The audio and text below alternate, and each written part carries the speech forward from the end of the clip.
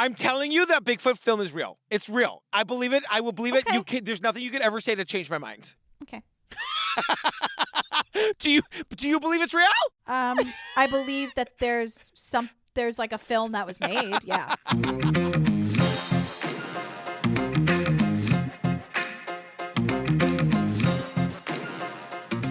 Hi, Jillian Benzavalli. Hey, Patrick Hines. You guys, welcome to part 2 of our coverage of Sasquatch. I'm so obsessed. Yeah, and hey, what's everyone doing in 2 days? Huh? What are you doing this Thursday? You guys, come to our virtual live show. It is going to be all the shenanigans of our regular live shows. It's a placeholder until we can get back to meeting you guys in person, but it's going to be so fun. We're covering Unraveled, the Long Island serial killer from Discovery Plus.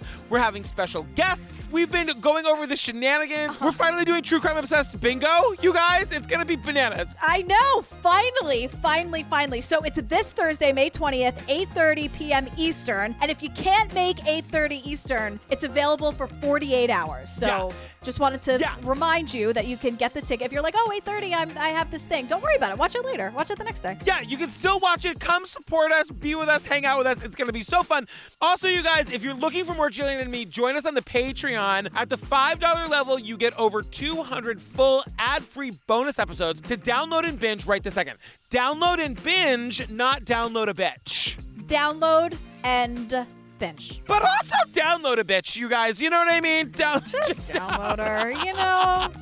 It's where we do our long-term series shows, everything from Night Stalker to I'll Be Gone in the Dark to The Vow to The Staircase and Serial. The Jinx. We just did Murder in the Bayou. Yes. Heaven's Gate. Tiger King. Don't F with Cats. All the favorites. All the bonus con, you guys. Girl, tell me one fun thing from your life. One fun thing from my life.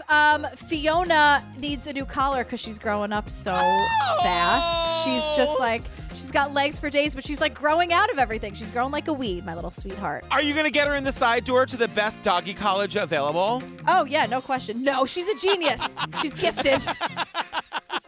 She really is beautiful and smart. It's crazy. A chip off the old block.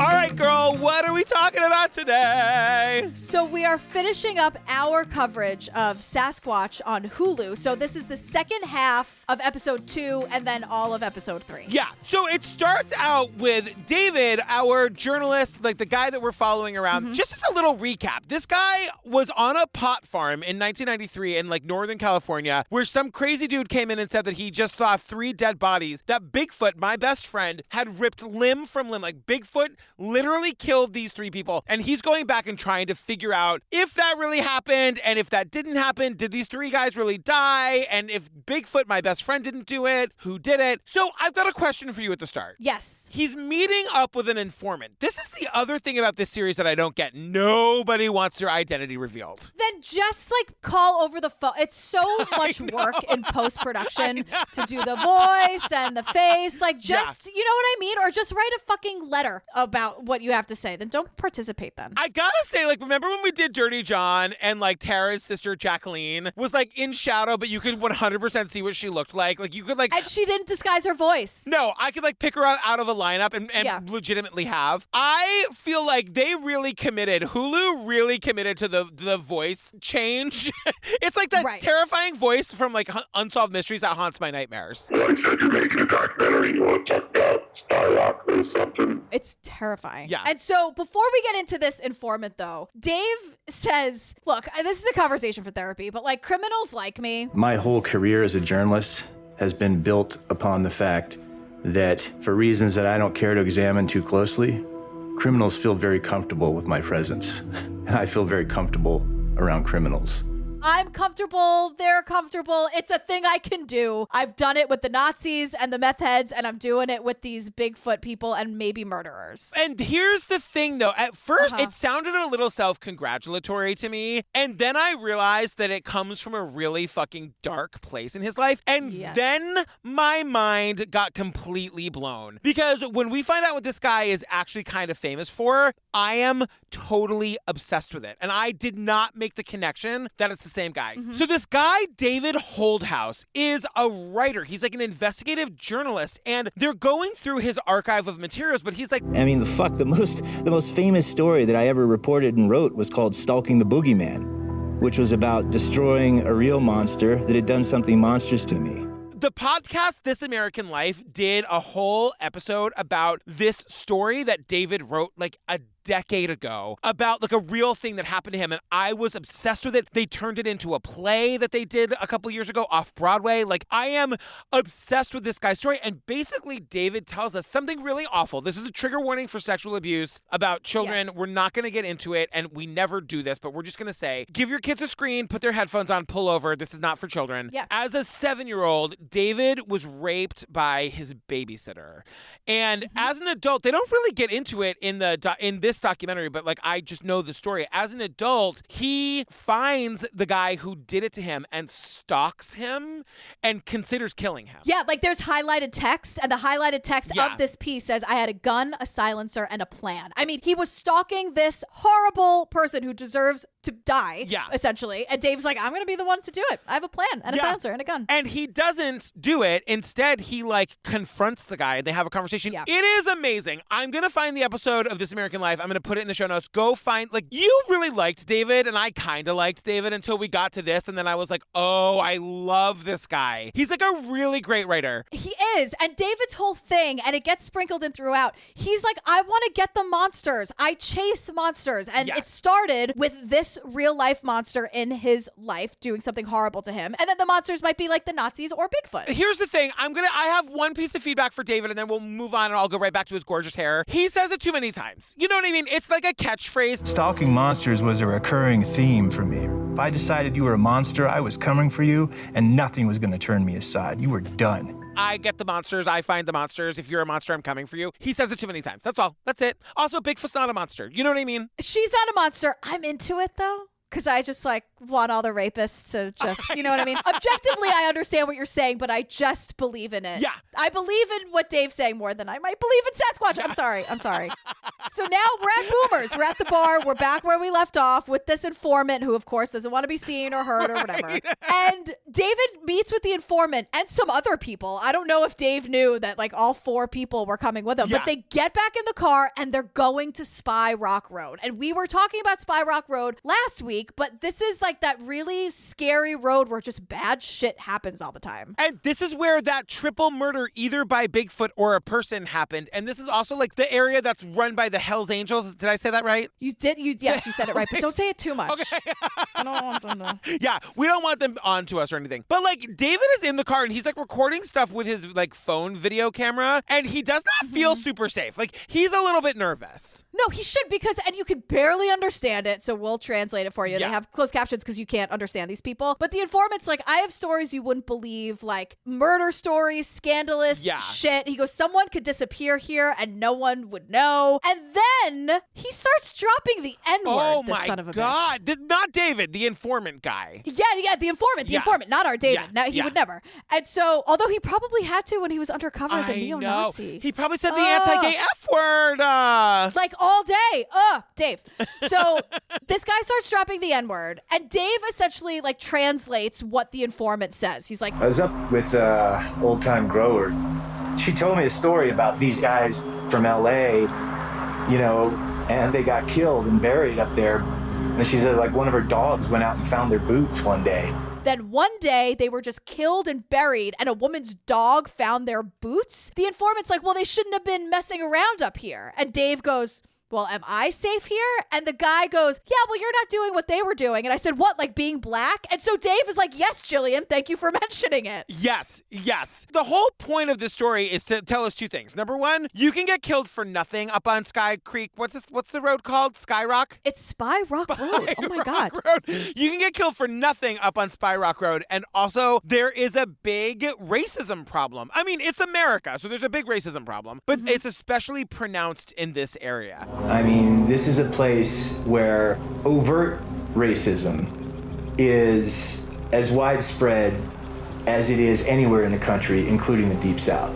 Okay, back. And that was, if anything, even more the case in 1993 when these 3 guys from Mexico were supposedly killed. This is where we learn that there's like a big discord apparently in this area between the white people and the Latino people. And somebody says that like the town is basically segregated between the whites and the Latinos. It's Ghost Dance because he's like, they think they're all about enlightenment up here, more like enlightenment. And I'm like, fuck yeah, Ghost Dance. Did he say that? I missed it. Yes, he said more like enlightenment. Oh, we'll play it. Up here, they put on this wonderful, we're enlightened, we're spiritual. No, this is enlightenment up here. The tension between Latino people and white people in Northern California is huge. Ghost Dance, just as a reminder, is high as a kite the whole time. He's very stoned. The whole time. He has the little Sasquatch stuffed animal that, again, is very cute. So we learned that in the 80s, the people up at Spy Rock Road started hiring these like Mexican workers to like tend their farms. And remember the people who are the back to the natures or whatever, what do we call them? Back to the landers, yes. The back to the landers. All of them are here to say those workers that were hired were incredibly hardworking. That like they were 20 years older than everybody else and they were out working them all day long. They're just trying to make money and send that money back to their families, but they were treated fucking terribly and they were treated as like disposable people. Yeah. So then like these commanders who were there to just dismantle the weed but leaving the heroin and crack on the streets, those guys. The people from Camp, right? And not the gay movie from the early 2000s. Exactly. But it's like the corporation of dismantling weed or whatever you want to call it. And these guys are like, The perception of some of the public was that the marijuana growers and the marijuana business in general were love child, hippie type of operations, nothing to worry about, no danger involved. In 92 and 93, when we began to see more of the violence, the weaponry, the booby traps, we knew now that we were up against something a little different. A lot of people thought the weed was grown by these super nice hippies, but there were booby traps and AR-15s and all this shit. And the hippies are like, no. Yeah. People started bringing harder drugs up there because they would do all these uppers to guard the weed. So all of this shit, they were like, no, don't be racist. Right. It wasn't the Mexican guys bringing the hard shit. It was the weed farmers who were forced into this situation, and then they get addicted to fucking meth because they have to stay up all night to defend the weed that should be fucking legal and left alone. But also, jobs at the mall exist. I said it last episode. I know. Maybe we don't care so much about growing the drugs. You know what I mean? Maybe we just go and we get a job at the mall and we take care of our families and we have a nice life. And no one's got to get addicted to meth to stay up all night to guard the pot. That's illegal anyway and shouldn't be illegal, but is. And like, is there not a better way, GP? Is there not a better way? I say it every time. There's got to be a better way, but it's quite a domino effect when you put it that way. Yeah. The meth to guard the drugs, to guard the... It's just like, God. I know. Aren't you tired? I'm exhausted. I am exhausted. Open a home daycare. No, just kidding. I did that once. I had to shut it down after 2 weeks. Oh my God. And so on top of this, they're like, remember, you're just living in the middle of nowhere, focused on one thing. You kind of forget that real life and society exists. So you'd go into town and it's like loud and bright and there are, I don't know, rules. And so people sometimes couldn't handle it. And they're like, some of our back to the landers are like, I had friends who would just like disappear into the woods for months and come back and then they'd be like feral animals. They wouldn't really understand how society worked anymore. You want to know what I wrote, GP? You want to hear my joke? Yes. When you move into the woods to make the drugs, you either find the Sasquatch or become the Sasquatch. What a good throwback. When did I say that? What episode is that? I don't remember. It was a camping episode because it was Unsolved Mysteries when they found the skull behind the church. Yeah. When you go camping, you either find the skull or you become the skull. I think someone said that on one of our lives and you were like, that's a funny thing. I was like, it was in an episode. But yeah, I mean, like, that's the thing. And that guy Razor that we met in the last episode, like, he keeps saying the word traumatized. I mean, someone doesn't have to be an amphetamine addict to have been out in the woods maybe too long and been traumatized by being out there and fearing for their lives. The lifestyle that they have to live to do this is so isolating, and there's so much trauma. And meth and hard drugs. Like, the whole thing about this area was it started out as this like hippie commune to like have the one kerosene lamp and the homeschool. You describe it like it's the Oregon Trail. You describe it like it's the 1800s. I know. It's the 1840s. I know. But like when people realized how much money they could make, they went there and did it. And then when they had to do it even more in secret, it took such a personal personal toll on these people. Razor is talking about these people going into their marijuana sheds and making all of this money, never being able to spend it, and then dying of a drug-induced heart attack at the age of like 55. It's just, guys, jobs at the mall are a real thing. And Razor's like, people became a little unhinged, and I think that's where these Sasquatch stories come from. I feel like all the Sasquatch stories I ever heard emanates from that traumatic feeling of like, I might not belong here and something is going to take me out. When he breaks it down, it's really not that far of a leap. Excuse me! How are you just going to say that to me like it's nothing? I'm sorry that I took that tone, but Sasquatch being real is a thing I'm really invested in. I know that, and I want it to be real for you. I don't know how. God, Steve, how do you do this?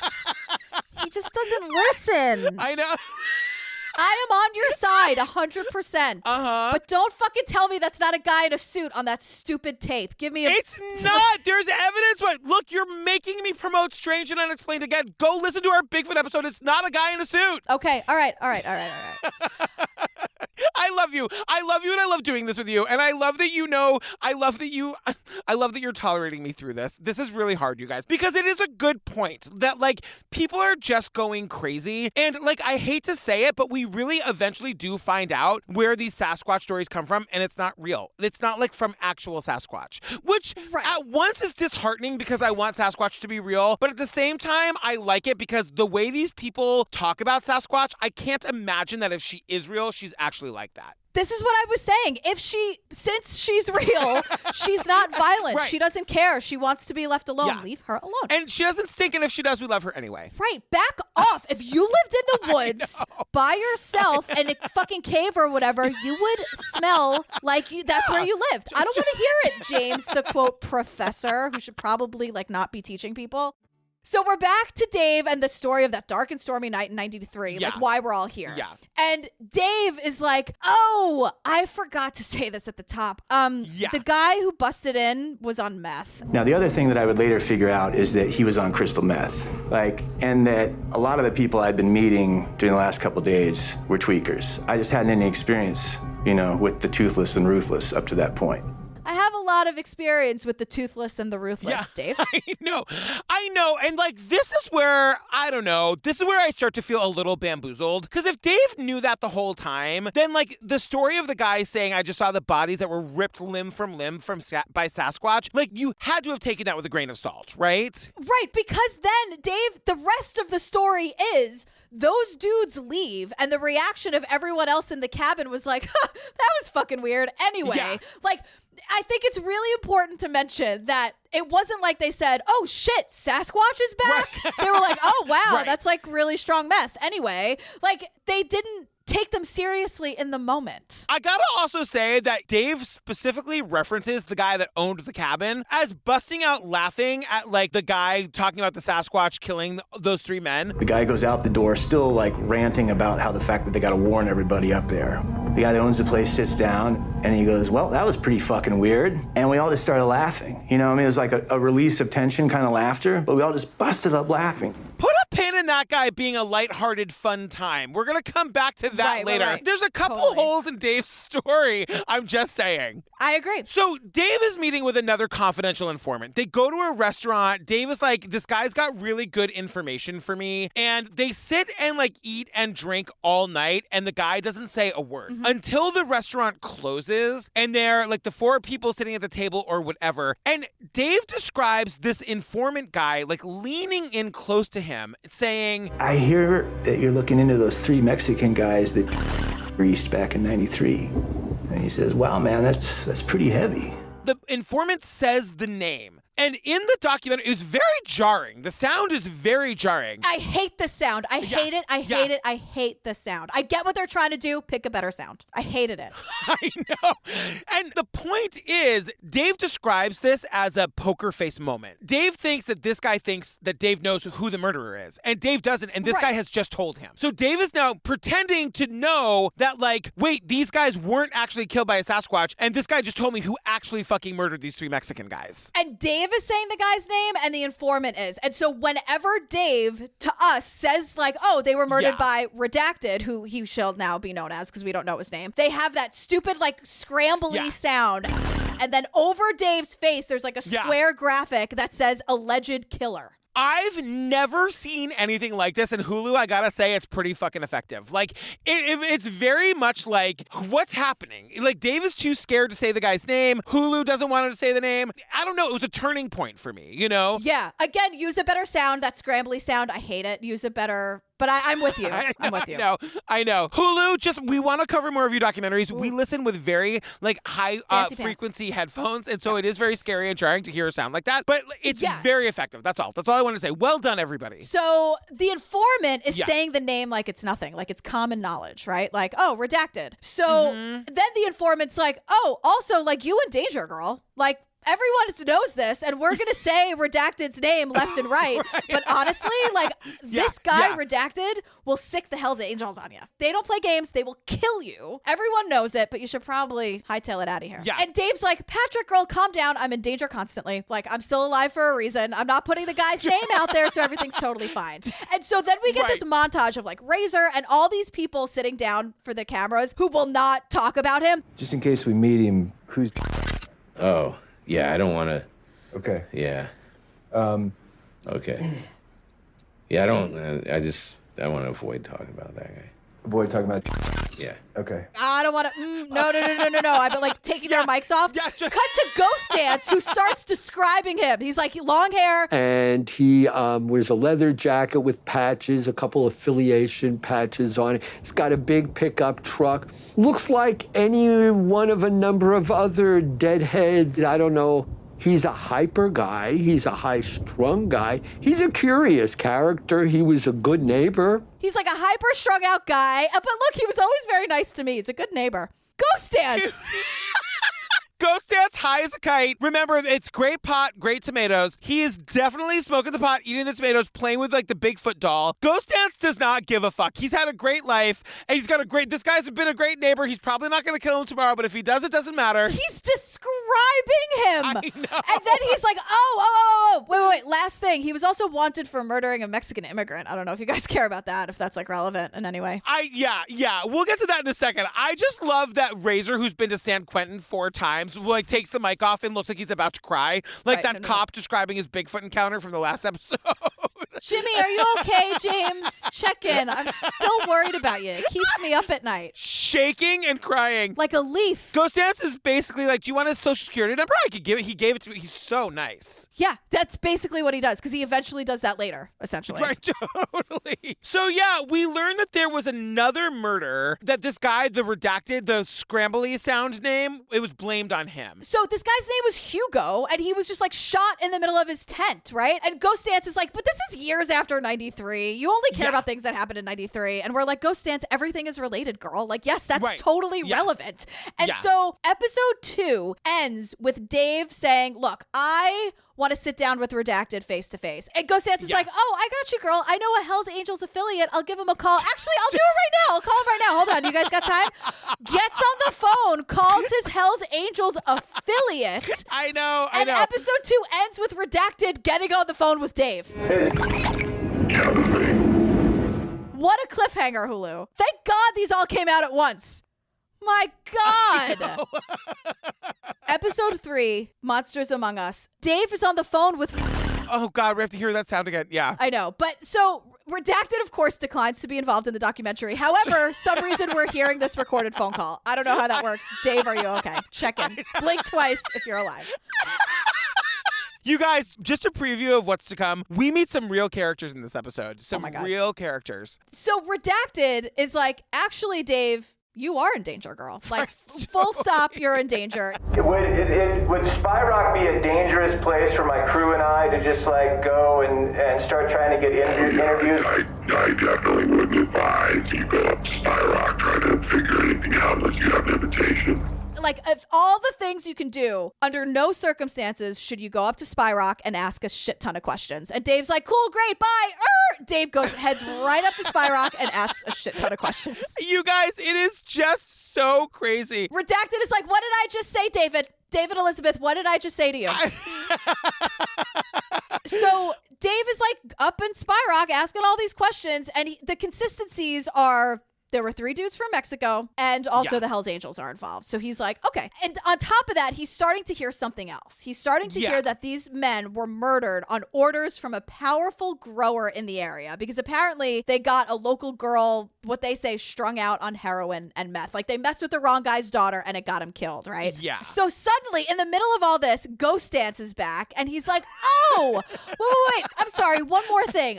This might be of interest to you, actually. I wasn't there when these events took place, but from people I knew there, they told me the story that probably one of the first people here to run a bigger operation was a guy they called Bigfoot. So this guy that you're looking for, his nickname was Bigfoot. How about that? Do you think that's interesting at all? Like, what is it? This is called Sasquatch? Probably not interesting, Sasquatch, Bigfoot, but yeah.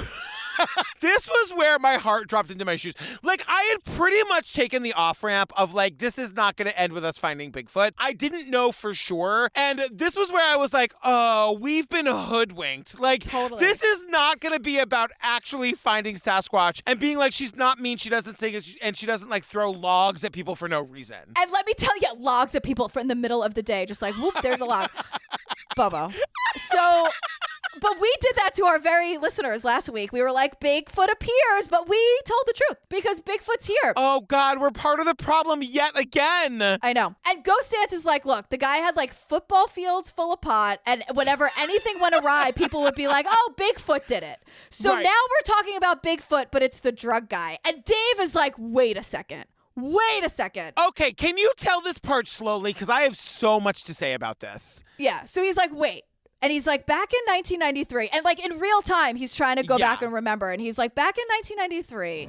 I was thinking back to that night in the cabin in 1993, and did I hear them say, a Bigfoot killed those guys? Or did I hear them say Bigfoot killed those guys? Here's the thing, Hulu. I love you so much, and thank you for the screeners. I am a little bit upset because, like, we are getting into semantics here, and it makes me mad. Because I think David thinks he heard them say Sasquatch, you know? Because these people don't say Bigfoot. They say Sasquatch. They're how do you say? They're squatchers? Right, but those people aren't, like, involved in this drug dealing scene. These are people who just, like, got high in college, and they were like, I'm going to believe in Bigfoot and try to hunt him now. What I'm saying, though, is that the people in this region don't say Bigfoot. They don't say Bigfoot. They say Sasquatch. So, like, when this guy busted in, he didn't say, oh, I just saw 3 bodies that Bigfoot killed. He said Sasquatch. And that is the name of this series. So now we're being just like, I feel hoodwinked. This is the first time David has been like, oh, maybe they were talking about a person and not a creature from the forest. You know what I mean? Right. I don't know. I feel like they are intentionally calling this documentary Sasquatch, so we'll think it's about finding an actual Sasquatch, when really they knew all along that it was going to be about a person named Bigfoot. I see what you're saying. I don't know. This was just the moment that I really was like, we really aren't going to find Bigfoot in this. That's not really how this is going to end. Yeah, because then it seems like, well, they knew all along, kind of. Because Dave, like, has some cop guy who, again, has to have his voice disguised. And Dave is like... When I lay this story on this cop about an old-time grower on Spy Rock known or nicknamed as Bigfoot, without missing a beat, he's like, that sounds like Bigfoot Gary. And the cop's like, oh, shit, you mean Bigfoot Gary? Fuck yeah, everybody knows Bigfoot Gary. And I'm like, Bigfoot Gary? Okay, so what's the deal with Bigfoot Gary? Which is, I cannot believe I'm saying that. I know. So it's like, okay, everyone knows Bigfoot Gary. He's got a rap sheet a mile long. He's been around for decades. Like, it's just like all this crazy shit, right? So Dave is like, all right, now he has like snitches, as he says, asking on his behalf, because now Dave wants to link Redacted and Bigfoot Gary together. That's a sentence. And it also, like, we're just really starting to reach here, because he's saying that, like we're trying to connect the guy, like this redacted guy, and maybe being responsible for this one murder as also being connected to the 3 murders that we've been investigating from the beginning. Like, there's just a lot of, like, I don't know. We're reaching for some stuff here. Yes. And then just we're going right off a cliff here. Dave goes to meet with another informant, another grower, who, again, you can't understand a word she say because her voice is disguised. She just on it, like, she is on meth. Dave says so. She says so. We're also meeting in the Boomers bar parking lot again. This is where informants meet their sources. Like, I'm just telling you. Yeah. That always be looking in cars there because someone's ratting you out. Right. And so she confirms, yep, Bigfoot Gary is totally a person. He's a big-time grower. They call him Bigfoot Gary because he has big feet and he runs around barefoot. You guys. No. Also, like, put the shoes on. You're in the middle of the forest. A snake is going to bite your fucking heel. Like, put shoes on, Bigfoot Gary. But also, this is a place that has a Bigfoot museum. It's Bigfoot Highway, the Bigfoot Motel. Don't just act like that. Like, out of nowhere. It's Bigfoot country. Don't act like it's because he has big feet. Like, come on. Yeah, I know. Just level with me, anonymous informant. Just be honest. So David is asking this informant about Hugo, that was like the standalone homicide, and then also talking about the triple homicide. You hear her like sort of cut him off and go, oh my God. David doesn't stop talking for some reason. And the connection between that case and a triple murder that I've heard about that happened in 1993 on Spot Rock near Iron Mountain. That's what sort of physically murders my son witnessed. Well, actually, I know about a double homicide that my 5-year-old witnessed. It's insane. She's describing this murder that happened in front of her kid where 2 men were like shot at point blank range so close that he got blood on his mouth and actually tasted their blood. Like a 5-year-old. On his first day of kindergarten, too. Oh, my God. I know. I will tell you, it might just be that Daisy does not like telling us anything about what she does ever. That's a real thing with her. But I was like, I feel like a 5-year-old being able to tell his mother about a double homicide that he witnessed, that sounded a little unbelievable to me. She's also she's telling you, she didn't say it verbatim. He probably said it in 5-year-old speak, and now she's telling us like what maybe happened, you know? I don't think he said, Mom, I saw a double homicide today on my way to school. Greater question, why does Daisy not even want to tell me how her day went at school? I don't know, girl. Ask her about Bigfoot when you get home. Ask her what she says. I'm telling you right now, if I were to show Daisy a picture of Bigfoot, she would scream until I got her one as a pet. That's all she wants. True. She just wants as many pets as possible. It looks like a big fucking hamster. She'd be super into Bigfoot. All right, good for Daisy, finally. I'm not raising a monster, Jillian. I know. She likes animals, and she's like, likes to keep to herself. Yeah. Well, who does that sound like? I know. But this is like a harrowing story. I'm using that word again. So the thing is, David thinks that this might be his triple homicide. He's like really focused on it. We get a voice memo. This is another thing that this documentary does. Like if he has a thought, he records it on his phone and we get some of them in the documentary. He wakes up at 3, he like is awake at 3 a.m. in his hotel room and he's like... It's about 3 a.m., about 10 hours after I met with in the parking lot of Boomers, and maybe no contact eye, like a tweaker contact eye, because I can't sleep. Sort of tossing and turning, my mind spinning in circles, going over what she laid on me in the car. She was on crystal meth or whatever in the car, and he's like, she had offered him some, and he says he declined, but he can't sleep at 3 a.m, so he thinks he's got like a secondhand tweaker's high, and he really thinks that like they might be talking about the same homicide, and I'm like, but girl, you are convinced that a Sasquatch ripped 3 men limb from limb, and this woman is describing like an assassination of 2. It's not the same thing. I don't think Dave thinks the Sasquatch did it. I know. No, I'm just going back to that for me. Oh, okay. But no, so then like Dave gets the informant to come to the hotel room because he wants to like really pin her down on the date, which is weird that he didn't ask her for the date when she brought it up the first time. Yeah, because Dave does this thing where he doesn't want to lead them. He asks them. He doesn't want to say like, so it was 93, right? It was 93. Yeah. Like through all these questions, she's like, no, because my son was born and like it had to have been around 96. And so like the dates don't match up. But Dave is like becoming obsessed. And he's like, it is not lost on me. And it's like the same obsession that drives squatchers to spend half their lives in the woods. They do it because they're obsessed. Am I just doing the same shit? Am I just like out there running around the woods, like convinced that I'm just one move away from like really cracking this case and being able to explain exactly what happened in 1993? I am a squatcher for Bigfoot Gary, basically. So he's like now just running all over town with this urgency in his voice, asking people if they know Bigfoot Gary and if they can be in touch. You guys know a guy named Bigfoot Gary? Lives around here? No? You ever heard of Bigfoot Gary? Never heard of him. Are you a Bigfoot hunter? I guess I am if I'm looking for a guy named Bigfoot Gary. You guys, if you've learned nothing else through this documentary, don't go up to this area and ask for people. Don't stand out. We are getting all of this audio of him running from place to place, asking anybody if they know Bigfoot Gary. I am terrified for me. I'm terrified for him. I calm down a little bit when he goes into the liquor store because I'm thinking he's going to get a bottle of Chardonnay and calm down. That's not what happens, girl. What happened to cool guy Dave, who like could hang with the criminals and be as cool as a cucumber in a bowl of hot sauce? Like he's just like so. I've never met him, but like, is he nice? Like, what do you know about Bigfoot Gary? And I'm like, Dave. He's talking to this lady who works at the liquor store. No one told Karen she wasn't supposed to let on that she knew Bigfoot Gary.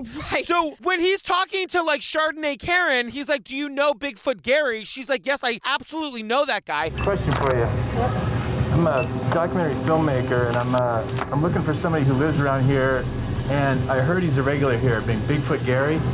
Yeah. You know Bigfoot Gary? I know Gary. Dave starts to ask questions, and you hear Chardonnay Karen start to realize she's given away too much. She's like trying to grab the words and put them back in her mouth, but they're gone now. They're out there now. Like, what is he doing? Like, it feels almost like he's trying to, like, find him by any means necessary, even if that means that, like, Bigfoot Gary is going to come to the parking lot and try to kill him. Like, he's trying to, like, draw him out by any means possible. Right. So then we meet another informant who is wearing 15 scarves and 11 bandanas and has the gall to be like, it's really hot and uncomfortable wearing all this. Then get on the phone. Then don't go out and meet in person if you don't want to drape yourself in 37 scarves. And we don't get a lot of context for this meeting with this informant. It's very weird. And I was like, the bandana's a little over the top. Like, can you just trust Dave that he's not going to use your face or your voice? You know what I mean? It's getting annoying. Like, I know that their lives are in danger. I totally get why they want to be careful, but it's a little much. Then talk on the phone. Then don't go face to face then. It's so annoying. But so this guy is just like, well, here's what I know about Bigfoot Gary. He used to work for Bigfoot Gary. Like, this was one of Bigfoot Gary's employees. This is like as close as Dave has gotten since Chardonnay Karen. Right, which was like up the block. Yeah. So this guy is just like, yeah, so those three guys, they raped Bigfoot Gary's daughter. Yeah. So, like, and we've heard smatterings of this story throughout that, like, if the story of these three guys is real, then it's probably because, like, we know that his daughter was raped. They messed with the wrong family. It's a very crazy story. And, guys, this isn't real. So just bear with us so we can tell you this part of the story. But, like, the theory is these, quote, three Mexican guys got this girl all strung out. She got too messed up. These three guys raped her. Bigfoot Gary found out about it and killed them for it. And this is where Dave has that moment where he's like, if he had those three guys killed because they raped his daughter, fucking good for him, you know? As far as I'm concerned, every rapist in the world deserves to die screaming and alone and in pain in the woods. Well, if that's what happened, I think it's hilarious and they got what they had coming. Yeah, like, fuck those dudes. And then he's like, wait a second. On the other hand, if Gary is a, quote, racist fuck, that's another story. And I'm like, I'm going with the racism. Yeah, because remember, it was not that long ago that we lived in a country where our president was saying that all Mexicans were murderers and rapists. Like, this was having real echoes from, like, things that were happening at the time. Right. So this is what now Dave has to get to the bottom of. And then, like, through a couple texts, Dave is on the phone with Bigfoot Gary's wife, Carolyn, and she is furious, and she's just yelling at Dave. This whole thing happens very fast. Dave is up the mountain trying to find Bigfoot Gary. He does not get cell service up there. When he gets off the mountain, all of a sudden his phone is like, bring, bring, bring. He's got a bunch of text messages from Bigfoot Gary's wife, Carolyn, who's like, you got the wrong guy. You're getting bad information. Here's my number. You better fucking call me. So then she's like yelling at Dave about like, how dare you? How very dare you? And then she's like, but look. My husband is, how should I put this? He's kind of a dick, okay? Okay. Not on everybody's Christmas list in Mendocino County. A lot of people talk shit about him, but I don't really understand why they're calling him a murderer. honestly, my husband's a dick, okay? And nobody likes him. And he's like not on everyone's Christmas card list. But he's not a murderer. He's a total dick and like super hard to live with and really just a pain in the ass. But he's definitely not a murderer. So back off, Dave. But then we also get the sense, because you hear Carolyn yelling at Dave, but then also not yelling at Dave, but then yelling at Dave, and then sort of talking to somebody next to her. And Dave is like, sorry, is Gary sitting right next to you? Can you just, like, can I just get on the phone with Gary? And also, can you just tell, like, does he know redacted? Yes or no? Like, this is what I'm trying to do. Just put Gary on the goddamn phone, please. And so Gary gets on the phone. You guys, this is like what this has all been leading to. We've been trying so hard to find the guy that maybe killed these 3 Mexican guys. We're now on the phone with who Dave thinks is the guy. And Gary just says, Anyway, it sounds to me like you're tracking down an outlandish story. you are tracking down an outlandish story. It's like, okay.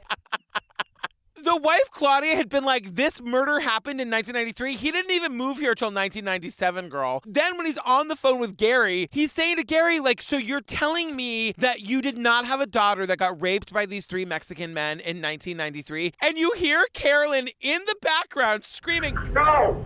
No, he only has one daughter and it's with me. She was born in 2000. And I'm like, all of a sudden, Carolyn and I meet at the Bigfoot bar every Monday for Musical Mondays. I understand Carolyn. I get her. She's an investor in Bigfoot vodka. Totally.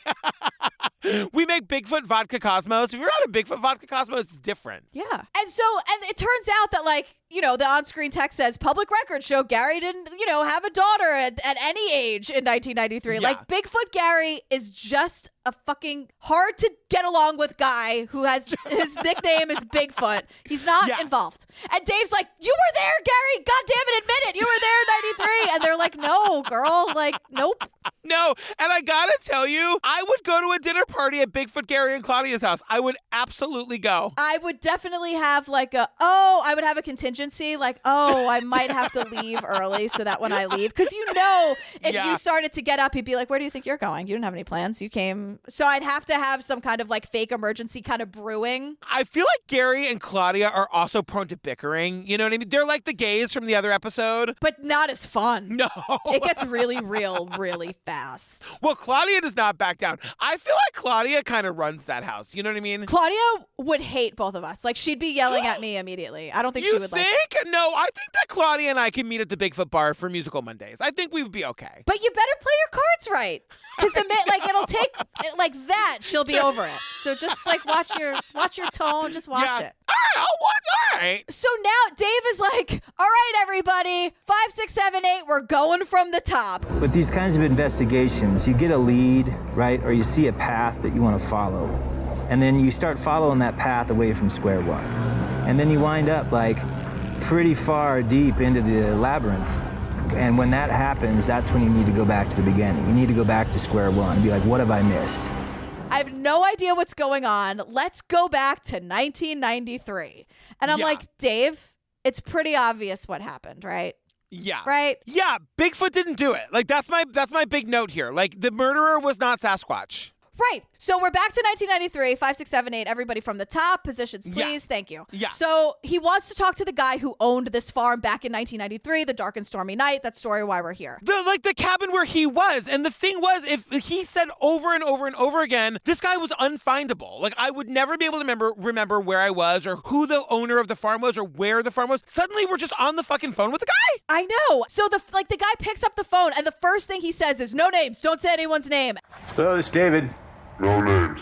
Don't say anyone's name. So this guy is super no fun right from the top. And remember when Dave's original telling was, after that, like the guy that was on meth came in and I just saw the bodies, that Sasquatch ripped limb from limb. He specifically says the owner of the house was like laughing with wild abandon, like what a silly goose that guy was. No, This guy does not say things like silly goose. Not this guy. Because Dave even says to the filmmakers, like, don't fucking put movie, whoever is editing this, I'm serious, this get fucking okay, if I'm scared about it, trust me, I'm a reason to be. I get a bad vibe from that guy. Don't put this guy's fucking name in this because I get really bad vibes from him, like more than Bigfoot Gary. Like, Bigfoot Gary is not like the least of my problems at this point. Yeah, Claudia, don't cross Claudia or the guy who owned the cabin. Not either of the two of them. So, because you can't understand a goddamn word this guy says because of his voice is disguised. So what happens, the story that this owner guy says is like, look, those 3 guys needed to go. That's the bottom line here. Those 3 guys who were killed, they had to go. And the reason was that, like, he was like, he says this. These are not my words. They're his. Yeah. He's like, the Mexicans were becoming a problem. And I'm like, well, you're racist trash is what's happening, right? Totally racist trash. And what he's saying is that, like, here's what the Mexicans would do. You guys, I hate saying this. I don't believe this for a second. This is not what fucking happened, but this is what the owner of the cabin said. Back in the day, the Mexicans were super eager to get in on the pot growing where we were. And they would, remember the old timers, the back to the boomers, the back to the earthers or whatever? Back to the landers. They would go and work for them because they were old and infirm and they weren't in control of things. And they would like work for them as day laborers and then quickly be like, but now we own your farm. And what are you going to do about it? And meanwhile, all the back to the landers are like, those dudes were fucking great. They were just trying to make a living and keep themselves safe. Like, no one has said anything like this at all. Like, people have been racist for sure, but this is the first we're hearing about it. It's all bullshit. So then someone on meth is like, somebody at this meeting made the comment of like, fuck, I wish we had like chupacabras around here. We could scare these guys off. And then immediately someone was like, we got something better than chupacabra.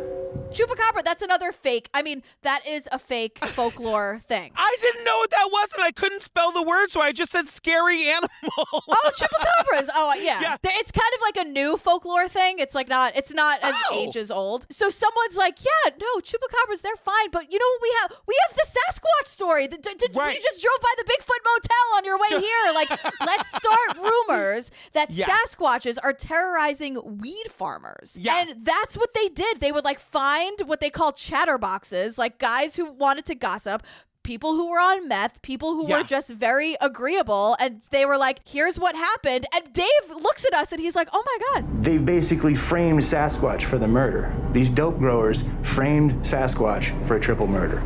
They framed Sasquatch for a triple murder. How could they do this to her? And he's like, that makes so much sense because those were the rumors I was hearing. Remember, all these back to the earthers, is that what they're called? Back to the landers. Back to the landers. We're like, we've heard all these rumors, but we've never actually seen a Sasquatch. So like, we're learning that these rumors were created. Everybody heard them, but nobody actually saw a Sasquatch because Sasquatches are real, but they don't live in this part of the world, it turns out. You know what I mean?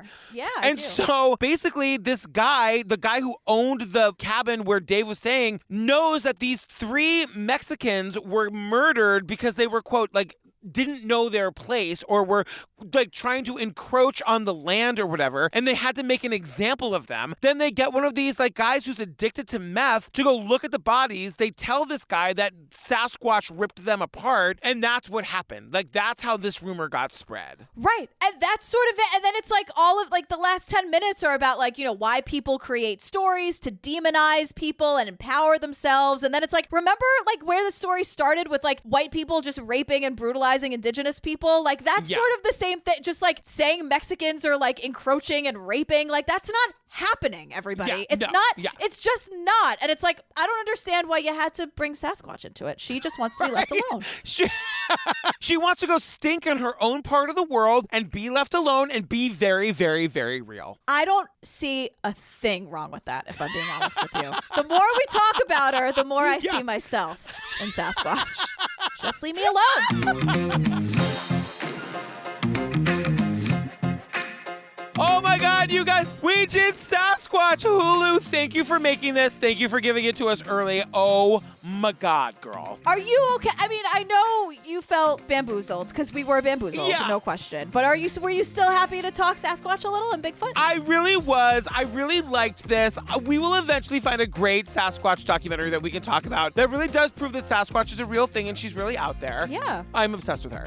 You guys, don't forget, we've got a live show in 2 days. It's our first virtual live show. It's going to be so amazing. Thursday, May 20th, 8:30 p.m. Eastern Time. We are covering Unraveled, the Long Island serial killer. It's going to be bananas. And if you can't make it to that, still buy a ticket because it's going to be, the whole show will be live for 2 full days. 48 hours, so you can watch it even if you can't be there live. Yeah, come hang, and it's going to be really interactive. It's going to be great. It's not going to be boring. No. I promise. And also join us on the Patreon. Over 200 full bonus episodes to download and binge right this second. All the series you guys ever want us to cover, it's all there. It's so much GP in me, you can't even stand it. I mean, you can't. It's almost like, is it real? I know. It's like the Sasquatch of Patreon. Like, can you even believe it? Like, yes, it's all real. It's all there for you. Girl, what are we doing next? Oh, WeWork.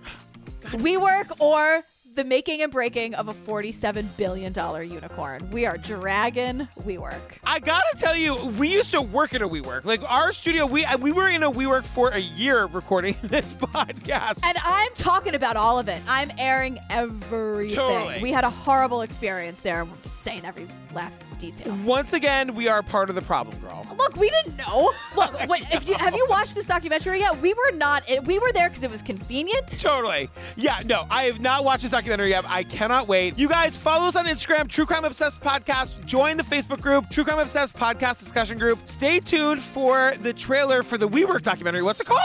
It's too long. Just WeWork. It's like WeWork or the making and breaking of a $47 billion, whatever. It doesn't matter. It's the WeWork doc. That thing and our funny and hilarious and brilliant outtakes, girl. I think they're going to be a lot. I know. I don't know.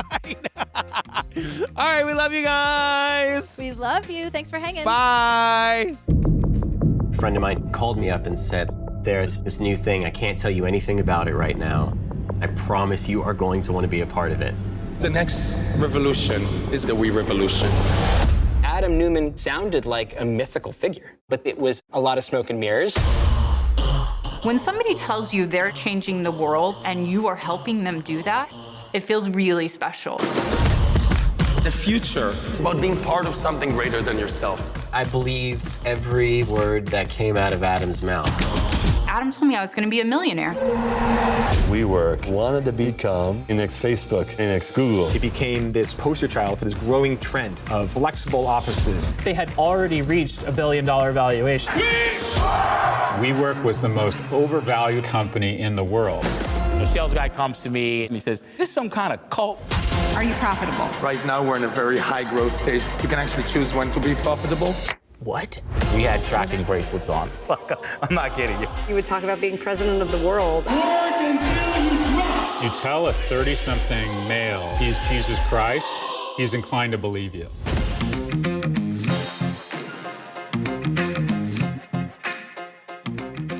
And then I literally made a note, I hate this guy so much, I'm not writing down anything he's saying. He is so bored. He's like, monsters aren't born, they're made. We make them. All monsters are human-made. We make them up because we need them to exist so we can give a shit about something for once in our lives. Are we done? I'm done. Bye.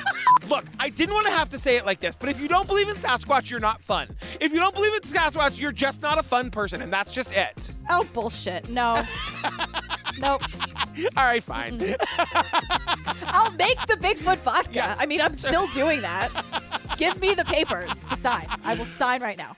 I also love that this section begins with David asking if he can film Captain Espinosa, and he's like, yeah, fine, whatever. This is the first time in any documentary we've ever watched where a cop is totally fine with being filmed. I thought we were going back to Murder on Middle Beach because it's like, I know. So the point of view of Dave's camera is like in his pocket, and I was like, is he secretly doing this? And then he's like, hey, bro, is it cool? And I'm like, why'd you do that? We've been bamboozled yet again. And the other day, okay, sorry, this is a real true story that happened. She was in the elevator. She was playing with her bangs. She pushed him to the side. I said, you're so pretty, Daisy. She goes, I know, I look like Jillian. This is a true story. She did not say that. She literally said that. She says, I know, I look like Jillian. She said that. That's like gonna make me cry. That's really sweet. Thank you for telling me that. That's like, that made my whole day, really. Yeah. Her heart grew 2 sizes that day, you guys. Thanks, Daisy, sweetheart.